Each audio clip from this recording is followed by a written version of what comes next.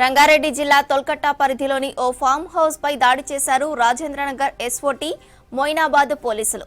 కోడిపందాలు నిర్వహిస్తున్నారన్న పక్కా సమాచారంతో రైడ్ చేశారు పోలీసులు. ఈ దాడిలో 46 కోడి కత్తులు, బెట్టింగ్ నాణాలతో పాటు 84 పందెం కోళ్లను స్వాధీనం చేసుకున్నారు. 5 మంది కార్మికులతో పాటు 64 మందిని అదుపులోకి తీసుకున్నారు పోలీసులు. నిందితుల నుంచి స్వాధీనం చేసుకున్న 30 లక్షలకు పైగా నగదును సీజ్ చేశారు. గేమింగ్ యాక్ట్, జంతు హింస నిరోధక చట్టం కేసులు నమోదు చేశారు పోలీసులు. ఇక ఇదే విషయానికి సంబంధించి మరిన్ని వివరాలు రాంప్రసాద్ అందిస్తారు. స్రవంతి, మనం చూడవచ్చు హైదరాబాద్ శివార్లో ఉన్నటువంటి మొయినాబాద్ పరిధిలో ఉన్నటువంటి తోల్కట్ట విలేజ్ లో అయితే ఒక ప్రైవేట్ ఫామ్ హౌస్ లో ఇటు కోడి పందాలు ఆడుతూ పట్టుకోవడం జరిగింది. మొత్తంగా మనం చూస్తే రాజేంద్రనగర్ ఎస్ఓటీ పోలీసులతో పాటు ఇటు మొయినాబాద్ కు సంబంధించినటువంటి పోలీసులు సంయుక్తంగా పక్కా సమాచారంతో అయితే ఇటు ఫామ్ హౌస్ పైన ఆకస్మిక దాడులను చేసి వారిని అయితే అదుపులోకి తీసుకున్నారు. మొత్తం ఈ కోడి పందాలకు సంబంధించి అయితే ఇక్కడ 64 మంది కోడి పందాల్లో ఇటు ఆడేందుకు వచ్చేటువంటి వ్యక్తులతో పాటు అక్కడ పనిచేస్తున్నటువంటి 5 కార్మికులను కూడా ఇటు పోలీసులకు అదుపులోకి తీసుకుని మొయినాబాద్ పోలీస్ స్టేషన్ కు తరలించడం జరిగింది.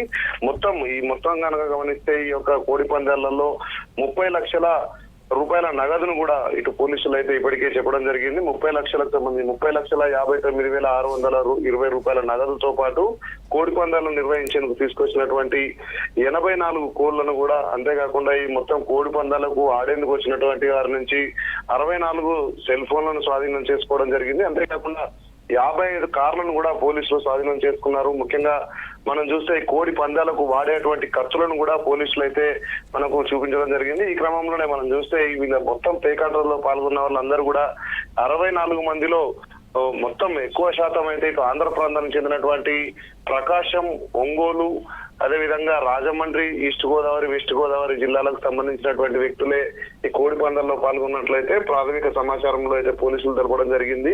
ముఖ్యంగా మొయినాబాద్ పరిధిలో ఉన్నటువంటి ఫామ్ హౌస్ లో ఈ యొక్క కోడి పందాలు జరుగుతున్నటువంటి సమాచారం మేరకు అయితే పోలీసులు రైడింగ్ చేయడంతో పాటు వారిని అదుపులో తీసుకొని వారిపైన జంతు హింస నిరోధక చట్టం కింద కేసును కూడా నమోదు చేయడం జరిగింది. మనం చూస్తున్నాం, ఆంధ్ర అంటేనే మనకు కోడి పందాలు అనేటువంటి ఒక అంశాలు అయితే గుర్తొస్తుంటాయి. ఈ క్రమంలో అక్కడ నుంచి ఇక్కడికి వచ్చేసి ఎవరైతే కోడి పందాలకు సంబంధించి మనం చూస్తున్నాం, గత కొద్ది రోజులుగా ఇక్కడ ఆంధ్రాలో సంక్రాంతి పండుగ పూర్తయిన అనంతరం అక్కడ ఉన్నటువంటి ఆర్గనైజర్ భూపతిరాజు శివకుమార్ అనేటువంటి వ్యక్తి నేతృత్వంలో అయితే ఈ యొక్క కోడి పందాలను నిర్వహించినట్లు పోలీసులు అయితే ప్రాథమిక సమాచారంలో వెల్లడి చేయడం జరిగింది.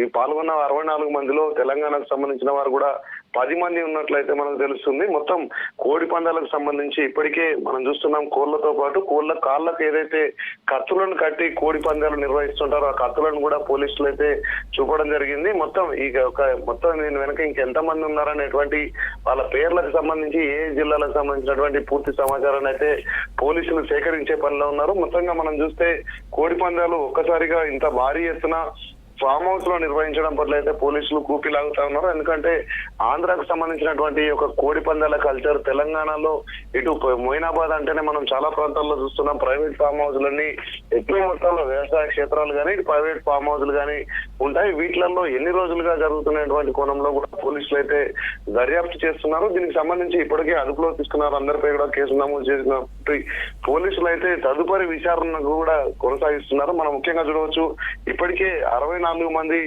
ఈ కోడి పందాల్లో పాల్గొనేందుకు వచ్చినటువంటి వ్యక్తులతో పాటు అక్కడ పనిచేస్తున్నటువంటి 5 మొత్తం 69 మందిపై అయితే కేసు నమోదు చేసినటువంటి పోలీసులు ఆ కోళ్లు కానీ వాటికి ఉపయోగించేటువంటి కత్తులన్నింటినీ పోలీసులు స్వాధీనం చేసుకోవడంతో పాటు ఇటు నగదును కూడా భారీ మొత్తంలో నగదును అయితే స్వాధీనం చేసుకుని అయితే ఈ యొక్క కేసును దర్యాప్తు చేస్తున్నటువంటి పరిస్థితి. దీనికి సంబంధించి పూర్తి వివరాలు అయితే రేపు తెలిపేటువంటి అవకాశం ఉంది.